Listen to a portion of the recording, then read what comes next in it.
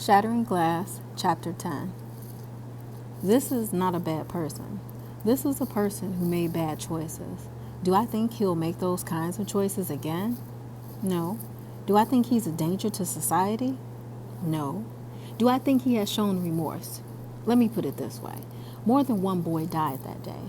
The young man before the parole board is not the young man who stood in the high school equipment room. He has taken responsibility for his actions. He has worked here for 5 years, paying his debt to society. He worked as a teacher, helping inmates learn to read.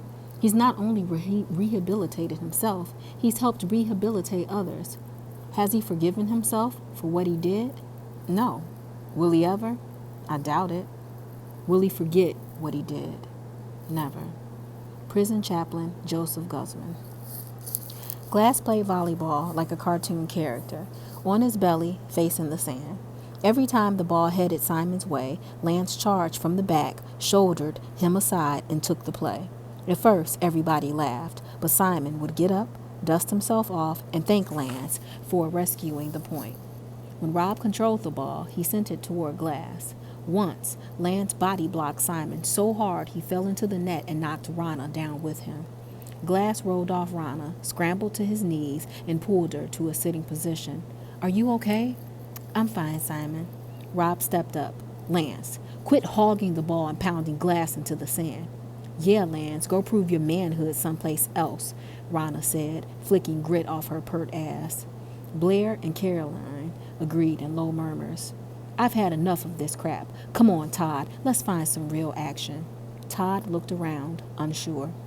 I'll be glad to give you a ride home if you want to stay, Rob offered. Todd picked up the volleyball. Thanks, I'll hang around a while. I think Lance had adjusted to the drop from king to B-lister, but now his friends were turning on him. Lance spun on his heel and stumped to his car. He left, spraying sand. What a jackass, Blair Cruz complained, brushing sand out of her hair. Forget him, Rob said. Let's play ball. Monday morning, Simon made his first appearance as a human being for the school population. He wore jeans, topsiders, and a striped rugby jersey. His hair shone and lay flat on his head, the front flapping over his weary eyes. Beach time had swapped color on his previously pasty cheeks.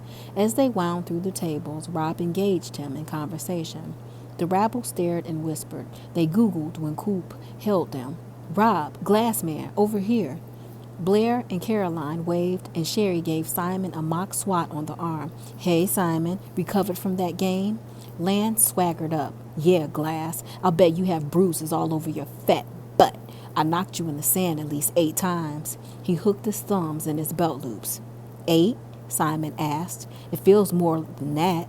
He clapped Lance on the shoulder. You might have busted my butt, Lance, but you saved all those points for me.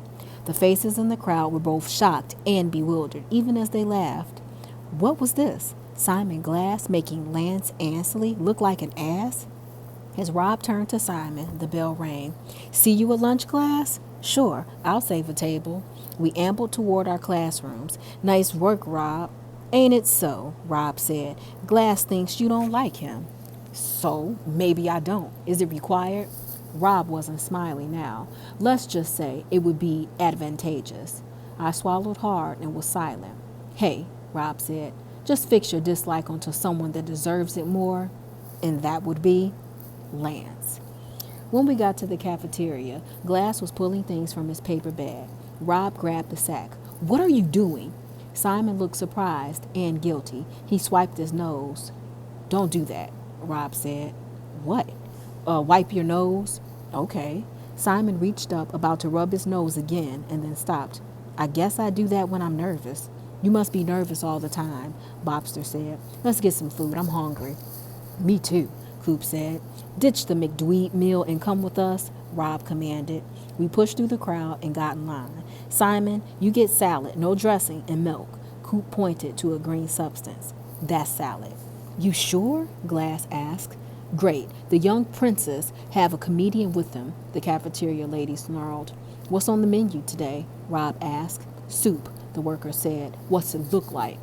Don't answer that question, Simon said. You could be held criminally liable. For what? Rob asked. Assault with a dead weapon. Simon sniffed at the soup. Not bad, Glass, Rob acknowledged, looking to the cafeteria lady. What's in it? Oh, there's the Band-Aid I lost, she muttered, stirring the soup and peering into the pot. Here you go. She slopped the soup into a bowl and handed it to Rob. You get the Band-Aid for free. Rob raised his palms in defense. I'll just have salad, too. We found a table. Blair Cruz, Todd, Caroline, and Sherry joined us. People still looked at Simon with questions in their eyes, but conversations continued. And only one day, Rob had managed to get Simon tolerated, if not completely accepted. When the others left the table, Rob talked strategy. You know, Simon, there's more we have to do. What do you mean? Coop asked. Here, Bobster pushed his extra milk over to Coop. Rob's right. Just because nobody's launching snot rockets at you doesn't make you popular. So, how do I do that? Simon shrugged. Pay them? Nobody has that much money.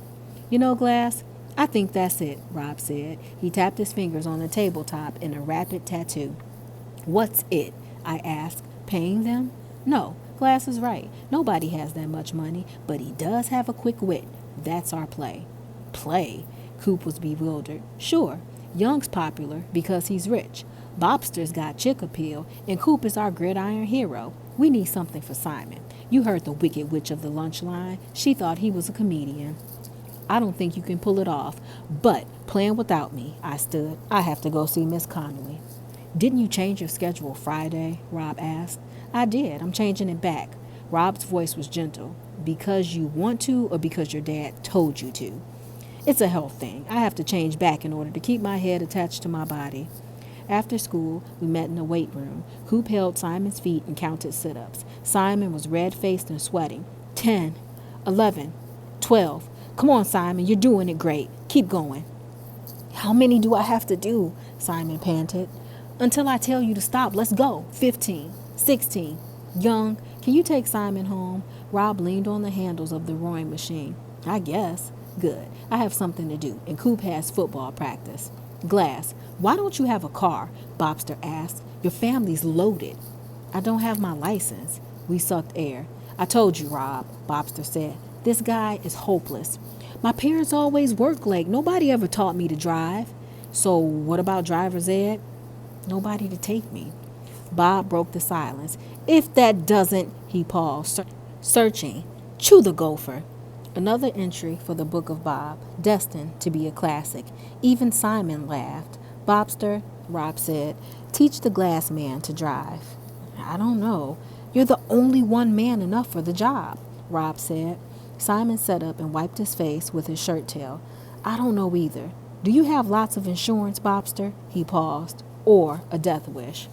I'll teach you to drive, but if we have a wreck, at least get me killed in a way that has no visible facial injuries. I want to leave a gorgeous corpse. I took Bobster and Simon home. Bobster stretched out in the back seat, popped sunflower seeds into his mouth, and spit the holes out the window. You know, Glass, you did good with Lance today, but this witty stuff is only going to take you so far. Sooner or later, you'll have to do something. Like? He popped a right jab into the air. Punch him out. I groaned. Get real, Bob. He can't play defense all his life. Simon needs to be like the Bobster. Use his fists. Prove he's got some balls. Bobster's right, Simon said. Bob hadn't had a fight since 5th grade. He'd just been talking about it ever since he'd sucker punched a mean and skinny STP.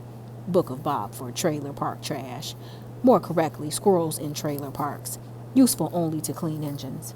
We pulled into Bob's driveway. Of course I'm right. The Bobster's the man. He slid out of the car. Glass. Driving lesson tomorrow afternoon.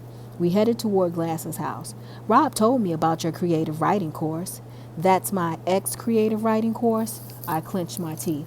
It was like I had traded places with Simon. Rob was talking about poor, pitiful Young with this geek. And why did he tell you about that?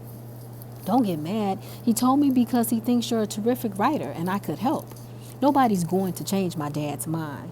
I'm not going to try. There's another way. I was a little intrigued. Okay, I'll bite. What can you do? Computer hacking. Simon rustled around, placing his back to the car door to face me. Every teacher has a computer in the classroom. They send in absences and final grades to the main program. The office uses that program to print report cards. I know all this. I'll hack into the main program. You'll be taking creative writing, but the report card that goes to your dad will read advanced biology. I'll build in an override so that when your creative writing teacher enters your grade, the main program picks it up as biology. I thought a minute, wondering how this could go wrong. What if my dad calls? Everything in the office reads biology. It can only go wrong if he looks for you in the biology classroom. Does he come to the school often? About as often as a total eclipse.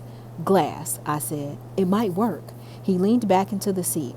I'll need to find the way into the program. That's not hard. After that, I entered the school files from home. The thought ghosted through my mind that Glass was more than book smart. He was devious. I wheeled onto his street. Does it work on absences? Sure, why? Simon asked. I turned into his driveway. Rob would love this. I could make nice to Simon and make not nice with Lance. Because I can think of a way for you to take the offensive with Lance. Simon looked puzzled, and then a smile spread over his face. You mean we could have him trying to explain away unexcused absences until he doesn't know whether to scratch his ass or lick his lips? Simon squinted and rubbed his hands together. This is going to be fun.